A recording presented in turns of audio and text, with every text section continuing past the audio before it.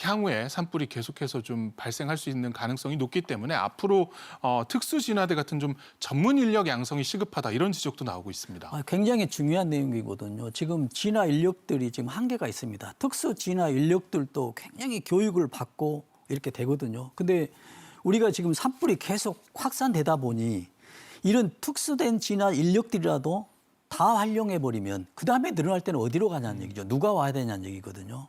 그래서 이거는 이제 우리가 정부 차원에서 좀 새롭게 어떤 접근을 해서 말씀하신 대로 특수 진화 인력이라든지 진화 인력, 헬기라든지 이런 것도 대폭적으로 하고요. 우리가 1단계, 2단계, 3단계 발령이 되잖아요.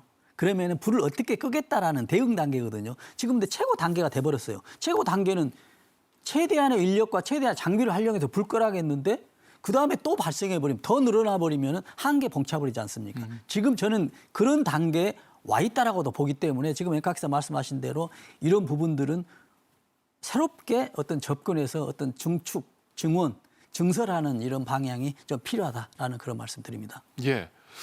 산불 확산에 한덕수 대통령 권한대행이 대국민 담화를 발표했을 때 네.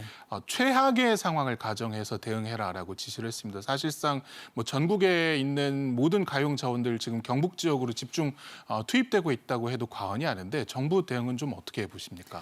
지금 정부 대응이 지금 뭐 신속하게 뭐 한덕수 총리께서 이제 다시 이제 복귀해서 지금 하고 있었지 않습니까? 그 상황은 지금 여러 가지 이제 어찌 보면 컨트롤 타워가 지금 약했는데 그나마 지금 다행인데 지금 네. 한덕수 총리가 얘기한 것처럼 우리가 최상의 극한 상황을 가정하고 우리 온 국민이 혼연일체되고요.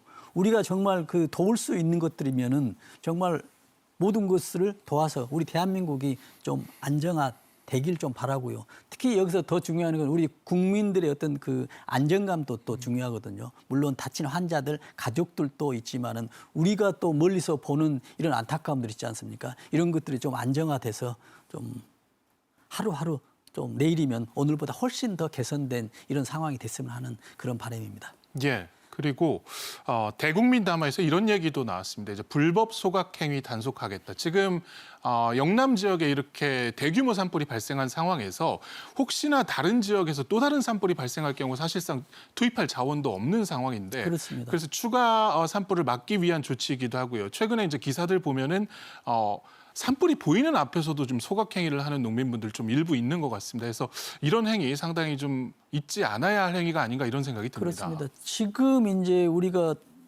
산불 같은 경우는 지금 산불의 통계 5년, 10년 통계를 이렇게 보잖아요. 그러면 첫 번째가 제일 많은 게 불안전한 행동이거든요. 그래서 불은 불안전한 행동이나 불안전한 시설에서 발생하는데 불안전한 행동이 사람에 의해서 되잖아요. 사람에 의해서는 뭐 부주의, 실화, 뭐 쓰레기 태우는 게 이게 또 70% 근접하고 있습니다. 그렇다라고 한다면 사람의 부주의가 없었더라면 70% 불이 나지 않았다는 얘기죠. 이번에도 지금 대부분 보면은 다 실화는 로 보고 있지 않습니까? 예. 뭐 쓰레기를 태우다가 아니면은 뭐 예초기 전부 사람에 의해서 되거든요. 그래서 이런 것들이 굉장히 중요하고요. 지금 총리께서 말씀하셨듯이 강력하게 처벌하겠다는데 우리가 이제 어떤 실화돼 있을 경우에 과실로 불을 냈을 경우에 뭐 3천만 원 이하 벌금이나 3년의 징역인데 외국 같은 경우는 미국에서는 어떤 방화범에 대해서 사형을 선고한 사례도 있다고 합니다. 그리고 또 방화범에 대해서 산불 고의로 하는 것에 대해서는 어떤 수백억의 어떤 벌금을 취하는 이런 사례도 있기 때문에 우리도 어떤 벌금을 향상시키는 것도 우리가 검토해봐야겠지만 더 중요한 것들은 우리 국민들의 안전의식 고취를 어떻게 할 것인가 하는 이런 방안도 우리가 또 깊이 연구 고민해야 될 때가 아닌가 싶습니다. 예. 그 앞서도 살짝 짚어드리긴 했습니다만 그 대피 중에 안타깝게 사고를 당하시는 사례도 좀 있었던 것 같습니다. 대피 요령이라고 할까요? 좀 특별히 챙겨야 할 부분들이 있을까요? 지금 우리가 어떤 이런 산불뿐만이 아니고 어떤 상황이 됐든지 간에 가장 위험한 게 이제 당황하는 것이거든요. 우리가 지금 어린이가 1m 20키가 되는데 1m 물에 빠져서 익사사고 나는 경우가 있거든요. 이런 경우는 어떤 경우냐면 갑자기 예상치 못했는데 갑자기 물에 들어가니까 당황해서 의식을 잃어버리는 것이거든요. 예. 우리가 길을 가다가 정말 몇 센치만 헛디뎌도 깜짝 놀라지 않습니까? 그런 상황처럼 지금 이렇게 길을 가다가 갑자기 불을 만나는 거예요. 제일 나타날 수 있는 것이 당황해서 운전하면은 운전이 정상적으로 안 된다는 얘기죠. 우리가 이걸 이제 정신을 잃었다고 하는데 우리가 정신을 잃었다고 하는 그 상태는 자기가 가지고 있는 어떤 IQ의 지능 지수의 절반밖에 활용이 안 된다고 합니다. 그래서 우리는 이런 것도 필요하죠. 내가 길을 가고 있는데 어디를 좀 가고 있는데 불이 나면 어떻게 하겠다. 이런 마음가짐도 그 승차자들하고 좀 해와야 되고요. 만약에 이제 불이 났을 경우에 근거리에서 불을 나는 경우 또 가까이서 불이 나는 경우 있잖아요.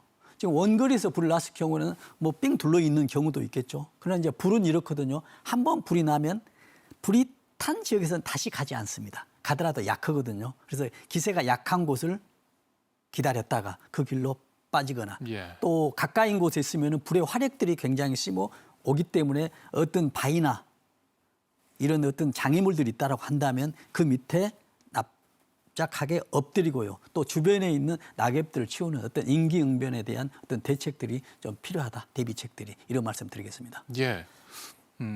일어나지 않았으면 좋겠습니다만 앞으로 기후변화 등으로 대형 산불이 일어날 가능성은 점점 높아 보입니다.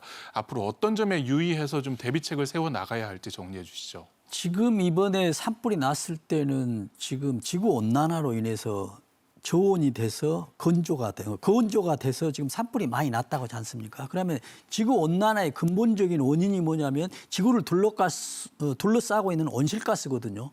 온실가스가 지구를 둘러싸고 있으니 지구에서 발산된 열을 대기 중에 방치를 못하고 감싸고 있기 때문에 온실 같은 효과가 있어가지고 지구가 뜨거워진다는 얘기인데 이 온실가스의 주범이 뭐냐면 이산화탄소하고 지금 메탄이나 질소산화물이거든요. 그럼 이게 어디서 나오냐?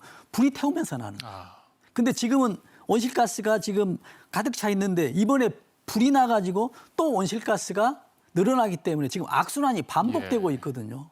그래서 우리는 올해보다는 내년이 더 위험하고 또 해가 갈수록 기후위기는 더 계속 발생하고 또 산에 있는 낙엽들은 더 많이 쌓이고 있기 때문에 더 악조건이 되고 있거든요. 그래서 이런 것에서는 정부에서도 어떤 세부적인 대책이 필요하고 우리 국민들도 산불, 특히 산불 안전에 대해서는 어떤 새로운 어떤 각성되는 계기가 됐으면 하는 그런 바람을 꼭 말씀드리겠습니다. 예. 오늘 말씀 여기까지 듣겠습니다. 지금까지 이송규 한국안전전문가협회장과 이야기 나눴습니다. 고맙습니다.